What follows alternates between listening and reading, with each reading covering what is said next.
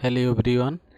आज हम LCD investment share के बारे में कुछ जानकारी हासिल करेंगे। हाँ, एलसीडी इन्वेस्टमेंट लिमिटेड एक दिन में 3 रुपया से 2.5 लाख हो गया। वो कैसे और क्यों हुआ? क्या हम लोग इस स्टॉक में इन्वेस्टमेंट कर सकते थे और या इस जैसे कोई स्टॉक अभी भी मार्केट में है, क्या ढूंढ सकते हैं? उसके सब कुछ हम लोग देखेंगे इस वीडियो में। तो स्क्रीन में देखिए, ये एलसीडी इन्वेस्टमेंट गूगल में सर्च किया हमने। एलसीडी इन्वेस्टमेंट पहले तो देखिए ये बीएसई में लिस्टेड है, ठीक है, बॉम्बे स्टॉक एक्सचेंज में लिस्टेड है और ये ट्रेड वहीं पे ही होता है, ठीक है। एलसीडी इन्वेस्टमेंट अब देखिए 52 वीक लो, मतलब एक साल के अंदर उसका लोएस्ट प्राइस है 3.37, ठीक है, और एक साल के अंदर उसका प्राइस क्या है वो तो आप देख रहे हैं। लेकिन एक बात देखिए, एलसीडी इन्वेस्टमेंट पहले तो ये ट्रेड ही नहीं लिस्टेड है बॉम्बे स्टॉक एक्सचेंज में, लेकिन हम और अब जैसे स्मॉल ट्रेडर खरीद ही नहीं सकते। क्यों खरीद नहीं सकते? कोई बेच ही नहीं रहा था। ये बहुत दिन से कोई बेच ही नहीं रहा था। हाँ, अगर खरीदा बेचा जाता तो दूसरा आदमी खरीदेगा ना। इस देखिए एलसीडी इन्वेस्टमेंट का चार्ट हम लगाया। हाँ, ये जो मंथली चार्ट है मतलब एक महीने का डेटा शो करता है।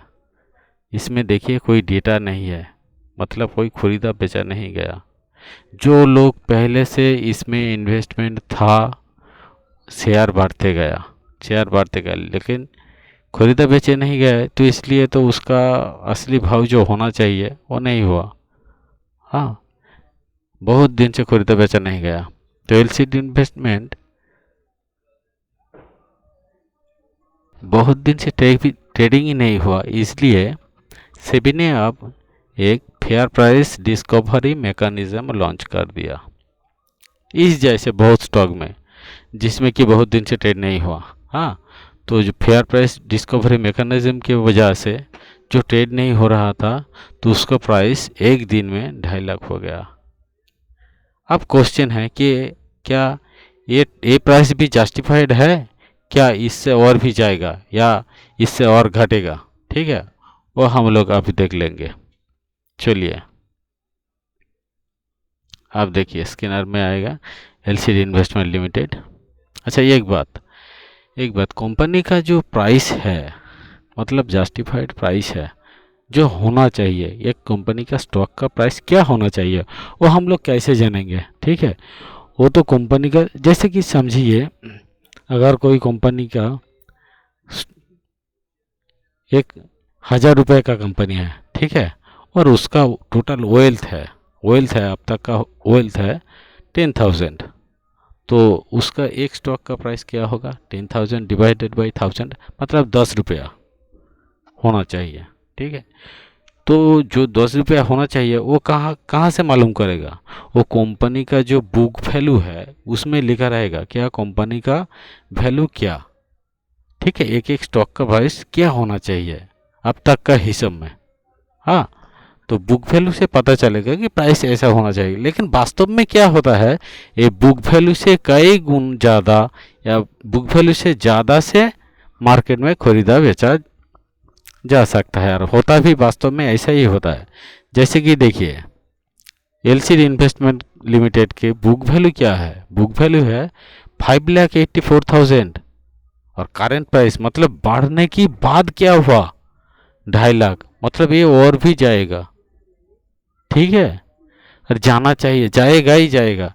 अच्छा, एक बात देखिए, बजाज, अच्छा ये जो एलसीडी इन्वेस्टमेंट लिमिटेड ये करता क्या है? ये एनबीएफसी मतलब नॉन बैंकिंग फाइनेंस कॉरपोरेशन, इसका काम है जो और सारी कंपनी है उसमें ये लोग इन्वेस्टमेंट करते हैं, ठीक है।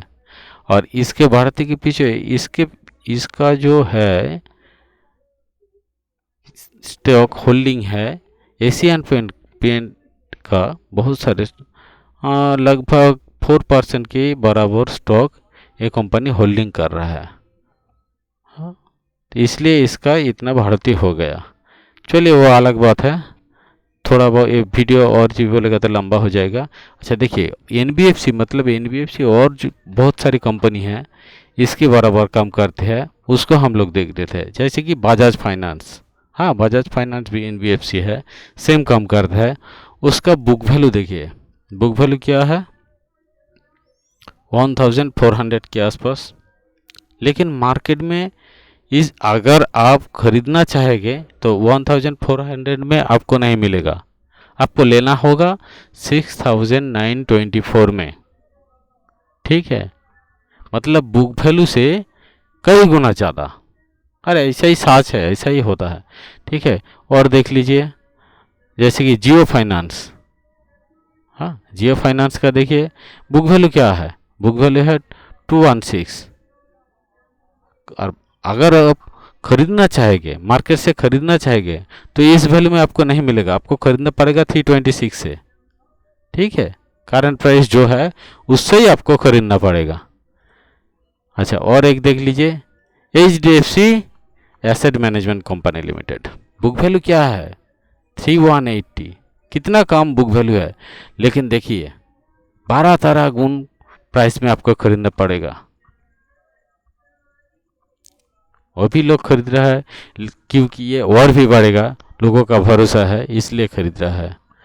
ठीक है, अच्छा, और दूसरा बात एलसीडी इन्वेस्टमेंट को देख लीजिए, बुक वैल्यू है और लोग ले रहे थे 3 रुपये के आसपास। हाँ, एक साल में 3 रुपये, इसलिए जो भारतीय होगा ये इससे और भी पड़ेगा, लेकिन कोई खरीद नहीं सकेगा। ठीक है, क्योंकि ये रोज़ तो बाइंग सेलिंग नहीं होता। हाँ, जो लोग बोल रहे थे कि 1000 लगा के करोड़ में कमा लेते अगर कोई लगाता, लेकिन हम तो बोलेंगे भाई अब लगा नहीं सकते थे, ये कोई बेचता नहीं तो आप खरीदे कैसे। ठीक है, तो ऐसा शेयर भी है मार्केट में, आपको ढूंढना पड़ेगा फंडामेंटल देख के। हाँ ठीक है, तो आज के लिए यही। ठीक है, नमस्ते।